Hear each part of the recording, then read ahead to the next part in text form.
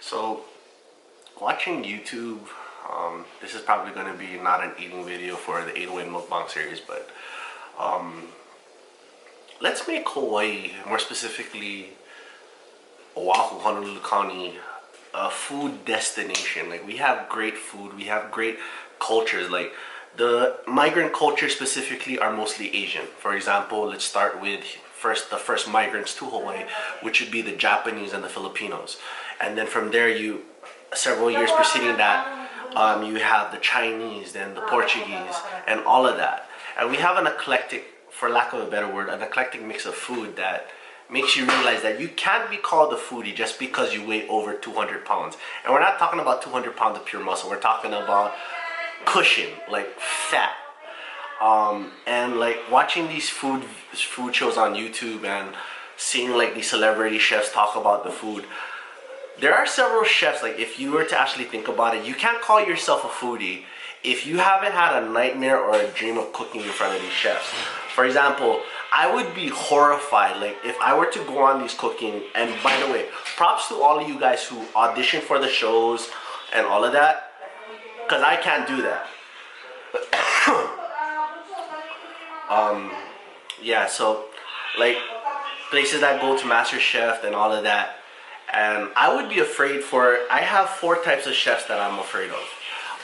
Local chefs like Sam Choi, Roy Yamaguchi, Alan Wong, just to name a few local celebrity chefs. And then we have international chefs like 3 Michelin star, I believe he's a 3 Michelin star chef, and I hope I got this right, Chef Daniel Belud, chefs like Masaharu Morimoto, and of course I feel like he's one of the best well-rounded chefs, Chef Gordon Ramsay.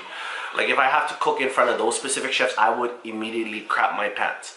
And also we're talking about chef innovators like the guy that started Momofuku, I forgot his name, but he's also a James Beard Award winner. Plus, he is a 2 Michelin star chef. He has Momofuku restaurants all around the world. I'll probably research it and put it on this video here.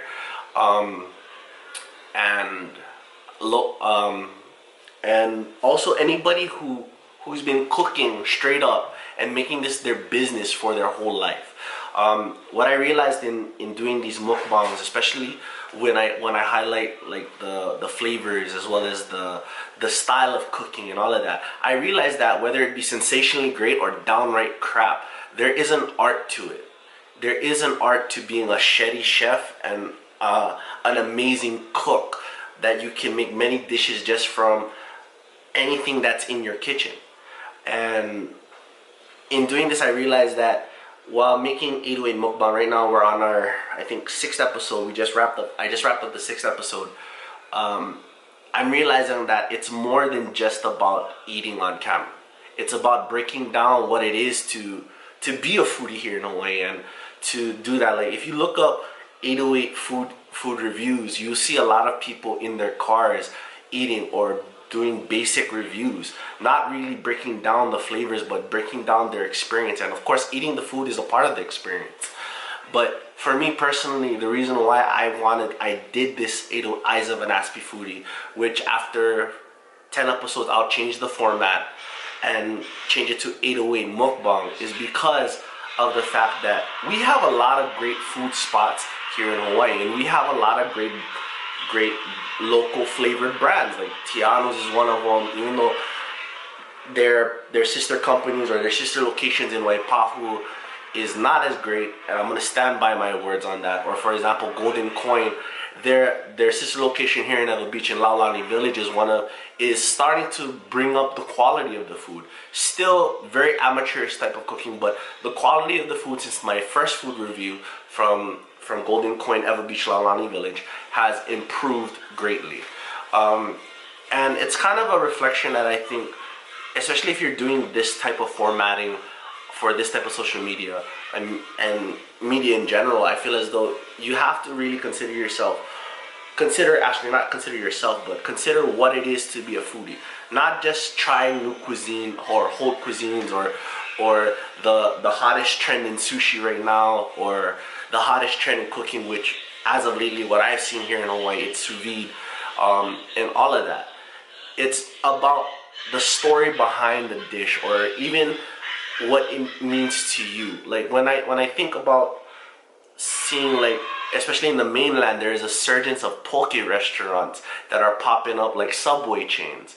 That's not real poke, guys. That's fake. But if that's what, when these people who made these restaurants go back to their home state and say, hey, maybe we can try to get these type of textures and flavors in our rendition of poke, then by all means do it. It's a story that they can tell.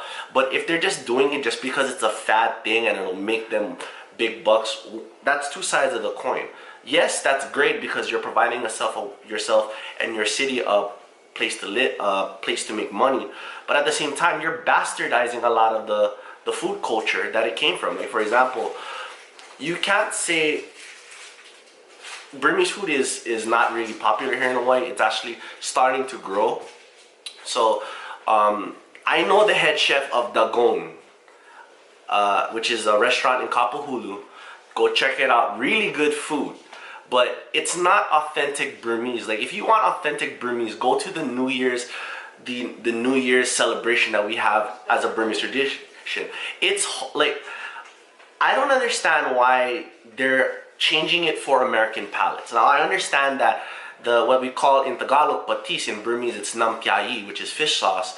Vietnamese call it nok mam, I think it's called that. Please correct me if I'm wrong, my fellow Vietnamese, my fellow Southeast Asians. But they don't do it justice. My dad, I remember while he was alive and in my earlier years, he would cook these dishes where it's culturally significant to him and to me.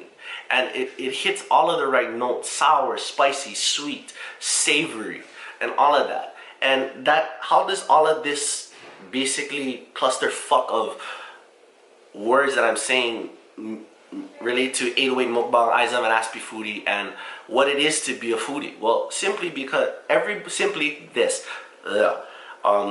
it's a story you're telling. Anytime you get on YouTube, Venmo, SoundCloud, whatever, Facebook Live even, or even Twitch, you're telling a story about how this food relates to you. Now, for example, if you're new to the spot, like for example, there will be, I had my friends scout several locations around the island of Oahu. We have two locations that the person that is scouting for me that we're very familiar with, the Kuhuku Superette. Now, for those of you who've seen the Kuhuku Superette on Vice, the Vice channel on YouTube, starring Action Bronson, that's actually the first place where I actually tasted poke for the first time. It's a nonchalant, hole-in-the-wall, basically, type of supermarket that serves local ingredients, local food done well. Not to say that Foodland, Tamura's, Tanioka's, Poke Stop here in Hawaii isn't bad. It's just that they do it justice. The fish is caught early in the wee mornings butchered that same day, and they sell out that same day. And it's a story that most people can relate to. Like, for example, you go to the beach, you're hungry after your beach session, you want to get something quick, you want to get something healthy. For those parents who want to teach their kids how to eat healthy, what better way than to eat an indigenous diet of raw fish that's been marinated in sea salt, a little bit of ginger, a little bit of onions, and all of that. And that's poke in and of itself. It's marinated fish without the acid. Another place that you can tell a story is if, say for example, I was raised in a Southeast Asian household, so I can identify with Thai flavors, I can identify with Filipino flavors. And it's all about identifying the story that you want to share. It's not about how the food tastes. It's about what the food and how its flavors reply to you. So for this episode of 808 Mukbang, it's not so much an eating type of thing that I do, not only here at home, cooking here at home and going out to these locations, but it's about the stories that you want to tell, the stories that make it personal to you. Say for example, you're not from the 808. Say for example, you're from another country. Let's pull a country out of my ass. Jakarta. Say for example, you're from Jakarta and you're afraid to kind of talk shit to the manager's face. The best part of social media, if your country doesn't control social media and have like these major censorships like we do in the US, you can create an active audience just by putting out a video saying, hey, I like this, I don't like this. This is the aspect of the restaurant that sucks. This is the aspect of the restaurant that works. And you don't need to be censored. That's the beauty of social media. And for those people who are going into social media for the money, just know this. There's going to be a lot of trolls, a lot of haters. YouTube has a wonderful process where you can block comments, you can block people, just like any social media platform. So feel free to do it. And again, the food that you eat on camera is personable to you. What story does it tell you? What flavors does the chef want you to go on, in a sense of this trip of eating kind of thing? So with that being said, if you're new to my channel, welcome. This is the end of episode 7, the reflection. I hope you guys like it. I hope you guys found some insight. I'm gonna try to change it up also, and on top of that, I just finished developing merch, so stay tuned for that. Probably on the last episode, I'll send a link for a pre-order for the 808 Mukbang t-shirts. And yeah, we'll see how it goes from there.